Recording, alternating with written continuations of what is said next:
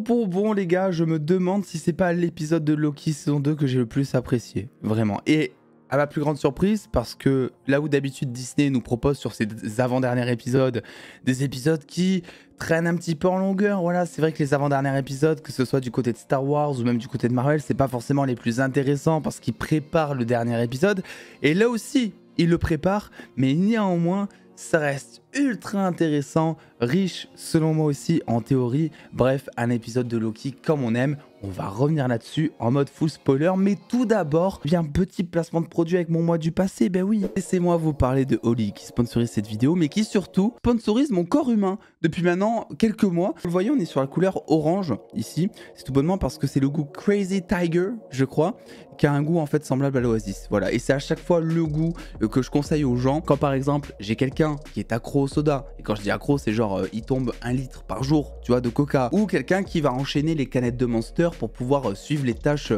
pro de sa journée par exemple, je lui dis mais frère, pourquoi tu prends pas du Oli en fait? Parce que là-dedans déjà, si tu veux perdre du poids, c'est 20 calories par shaker, donc autant te dire que moi je suis plutôt content, parce que voilà, maintenant on est quand même à presque moins 25 kilos, donc c'est plutôt très cool. Il y a 0 sucre ajouté, et en plus, eh bien ça vous fait un effet énergisant, comme si vous buviez n'importe quelle boisson énergisante, sauf que là, ben, c'est sain. Pas dangereux pour la santé. Il pense aussi à notre planète puisque les pots sont 100% recyclables, donc ça c'est plutôt cool je trouve, et on le dit pas assez, contrairement notamment à toutes les boissons que l'on peut trouver dans le commerce et qui en plus vous flinguent la santé en plus de la planète. Et à côté de ça, ils ont sorti aussi une gamme Iced Tea où dedans vous retrouverez des shakers enrichis en fibres, en antioxydants, c'est là aussi 100% naturel. Niveau prix, ça revient à 80 centimes par shaker, donc voilà, je te laisse faire vite fait la comparaison avec une canette de coca. Oui, c'est rentable, et figure-toi que ça va être encore plus rentable parce que j'ai des codes à te proposer avec le lien qui est directement en description et en commentaire épinglé forcément. Déjà, si t'as jamais commandé chez Oli, t'as moins 5 € sur ta première commande. Ça, c'est trop bien avec le code qui s'affiche ici. Et si jamais tu as déjà commandé chez Oli, eh bien tu as un petit code de moins 10% également si jamais tu n'as jamais commandé chez Oli, en sachant que ta première livraison sera offerte. Donc moi, ce que je te conseille, c'est de prendre le petit pack découverte à 19,99. Dedans, il y a plein de goûts, t'auras de quoi faire et tu sauras ensuite vers quoi te diriger. Tu rentres le code dossier geek 5 où tu auras moins 5 €, ça te revient le colis à une quinzaine d'euros avec la livraison offerte. Et là, franchement, t'es plutôt bien. Donc allez checker le lien en description. Merci à Oli pour leur confiance. Merci à vous qui avez déjà commandé et de vos retours. Ça me fait extrêmement plaisir parce que je trouve que la marque véhicule de très bonnes valeurs. Et nous, c'est parti. On repasse au reste de la vidéo. Bon, alors déjà, faut dire quelque chose qui était selon moi un petit peu la lacune de cette saison 2. C'est vrai que j'en avais pas trop parlé, mais c'est les décors de Loki. Là où la saison 1 arrivait, selon moi, à nous plonger vraiment dans des trucs divers et variés, que ce soit au sein du TVA, que ce soit dans le passé, dans le présent, bref, au fur et à mesure des timelines, on pouvait aussi voyager. C'est vrai que cette saison 2, je trouve qu'elle était beaucoup plus pauvre en termes de décor. On était beaucoup plus sur du huis clos, dans des pièces qui sont presque d'ailleurs toujours les mêmes. Et là, dans cet épisode 5, eh bien ça y est, on se rattrape, on visite plein de lieux différents. Même au sein du TVA, il y a des longs couloirs qui sont assez flippants, qui véhiculent ce côté stressant que Loki est en train de traverser, puisque le mec, eh bien, ne comprend pas ce qui lui arrive. Il se retrouve d'une minute à l'autre, eh bien, sans personne avec lui, sans personne au TVA, alors que lui aussi a été exposé aux radiations, si je peux appeler ça comme ça. Donc, il comprend rien, et nous non plus, on ne comprenait rien. Pourquoi est-ce que Loki est immunisé face à ça? Pourquoi est-ce que Sylvie, eh bien, elle ne l'est pas? C'est la question qu'on peut se poser. Je pense que c'est par rapport à son errance temporelle et par rapport à Sylvie, le fait qu'elle se souvienne de tout ce qui s'est passé par rapport à Mobius ou encore Obi, ça vient, je pense, tout bonnement du fait que elle n'a pas été irradiée par le truc et qu'elle s'est téléportée, si je peux appeler ça comme ça, avant que le cœur explose en fait. Donc je pense que c'est pour ça tout bonnement que elle se rappelle encore de tout. Et je pense que là on y est, on peut le dire, c'était un petit peu la théorie qui gravitait, etc. Mais là, est-ce que ça coule pas de source? Et si jamais je me trompe, alors là, tant mieux, parce que ça veut dire qu'on peut encore plus nous surprendre. Je pense que Loki va devenir Loki qui demeure, quoi, tu vois ce que je veux dire? Alors, il y a des leaks et tout apparemment qui sont sortis, j'ai rien vu, je veux rien voir pour me préserver effectivement la surprise.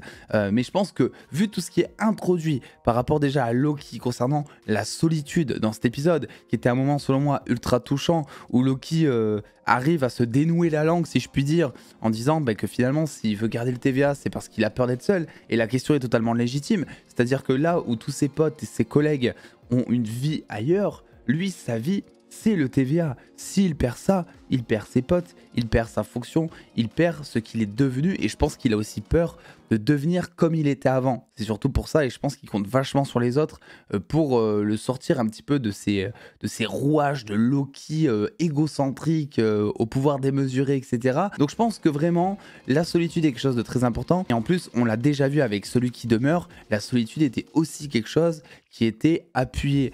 On nous disait qu'il était juste avec Renslayer et ensuite on nous disait qu'il était tout seul à la fin des temps pour tout dominer, pour conserver ce monde de la fameuse guerre multiverselle. Et en fait, je pense que, voilà, comme on nous le dit depuis le début, le serpent se mord la queue et que dans cet épisode, il n'y a que des dingueries. Déjà, tu te dis, en fait, c'est Loki qui a peut-être créé le TVA, parce que là, clairement, c'est ce qui va... Il va re-sauver le TVA, etc. Mais clairement, on peut partir sur cette théorie qui demeure à être approfondie, effectivement. Mais il y a une idée par rapport à ça, moi, je trouve. Pareil, le manuel du TVA que Loki donne à Obi. Là aussi, encore un autre paradoxe. Là, on nous disait dans l'épisode précédent que c'était lui qui l'avait écrit, enfin que c'était Kang qui l'avait écrit, et Victor Tamini pensait que c'était Obi qui l'avait écrit, donc on savait pas lequel avait écrit le truc. Et au final, là, il y a encore un truc qui se rajoute avec Loki qui finalement le donne à Obi. Donc Obi pense que c'est Loki presque qui l'a, enfin il sait que c'est Obi qui l'a écrit, mais il est un autre Obi. Enfin, vous avez capté un petit peu le délire. C'est encore un autre paradoxe, une roue temporelle qui se mord la queue encore une fois. Et moi j'adorais ça. Et je pense que la fameuse guerre multiverselle dont on a déjà parlé avec tous les Kang dans la saison 1 de Loki, où on nous explique que celui qui demeure a réussi grâce au TVA à préserver le flux, le secret, comment ils appellent ça en français, le flux temporel sacré, je crois, donc la grosse ligne, à le garder safe en fait, grâce au TVA et par rapport au fait aussi de protéger ça des autres variants de Kang qui seraient beaucoup plus néfastes, on dira. Je pense qu'en fait cette guerre-là, la première guerre qu'on a eue, en fait c'est celle qui va arriver. Donc je pense encore une fois que tout va tourner autour. Alors cependant j'ai une petite question et ça demande réflexion et effectivement je tourne cette vidéo, on est après l'épisode donc j'ai pas forcément eu le temps d'être à froid dessus et s'il faut ça va totalement être con ce que je vais dire, donc voilà, n'hésitez pas à me le dire en commentaire. En fait le TVA de base, on est d'accord que c'est construit pour préserver le fait qu'il y ait trop de multivers en fait. En gros c'est ça, le TVA c'est pour éviter le multivers. Tu vois, il y a même un truc, je me rappelle dans la saison 1 où tu as un gros panneau qui s'affiche en mode danger, multivers, un truc comme ça.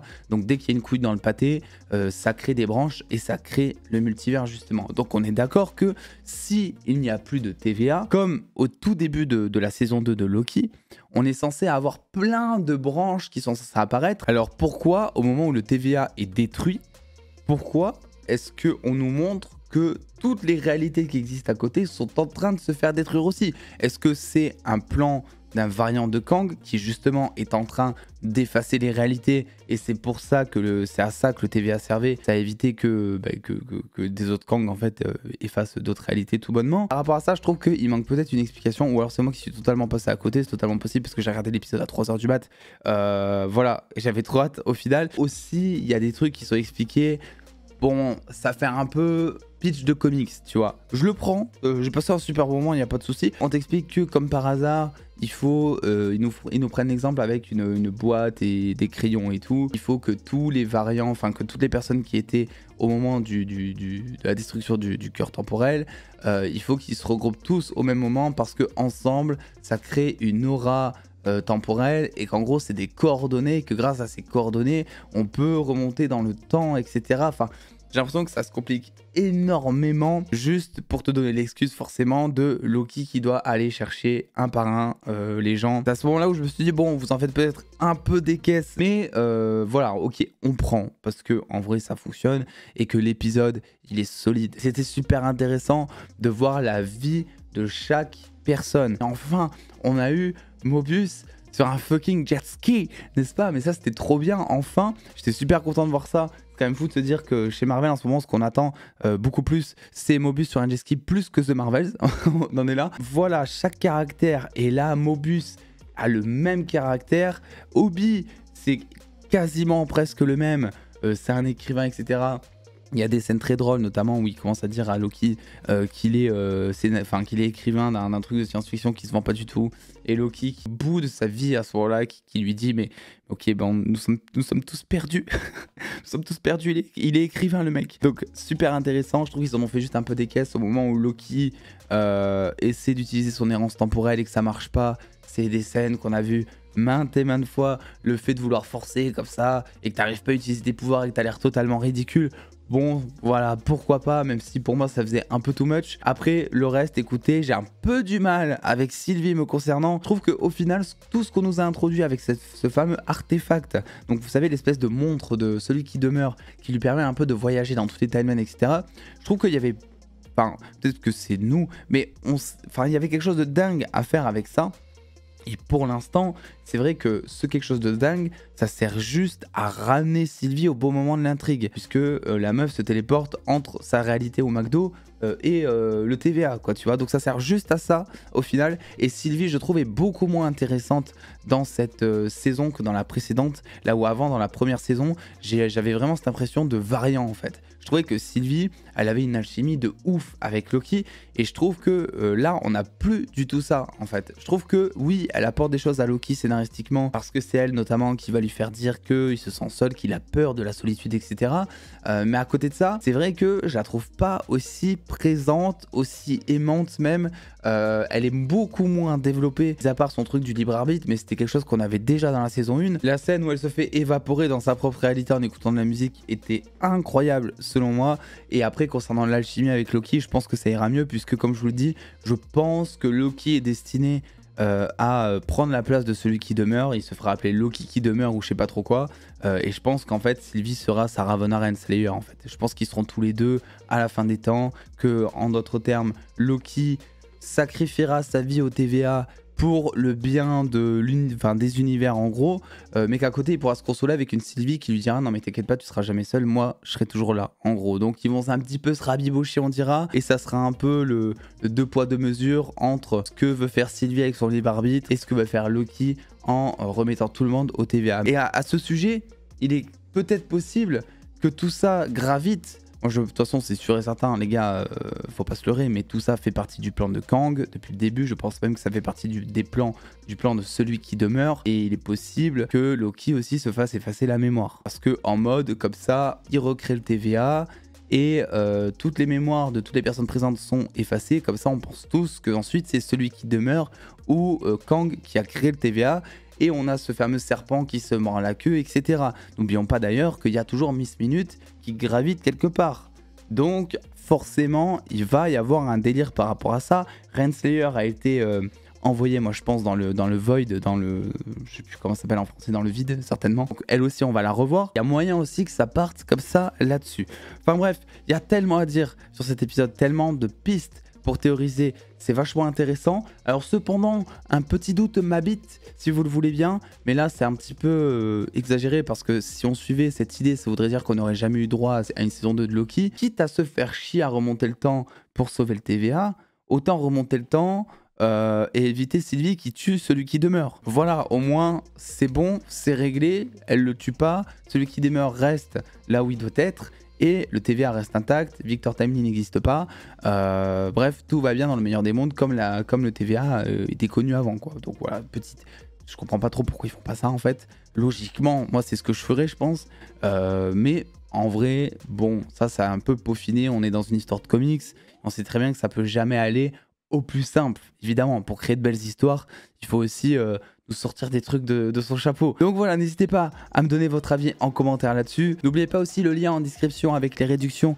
si vous voulez tenter l'aventure au lit avec moi. N'hésitez pas d'ailleurs, si vous avez déjà tenté, à me dire vos goûts préférés en MP sur Insta, parce que j'ai pas encore tout testé et j'aimerais bien avoir votre avis sur vos préférences, comme ça moi aussi je pourrais tester et voir un petit peu ce qu'il en est. Je vous fais des gros bisous, on se dit à la semaine prochaine pour le dernier épisode de Loki, probablement à demain pour la critique de Gen V, donc le spin-off à The Boys. Des bisous les dos.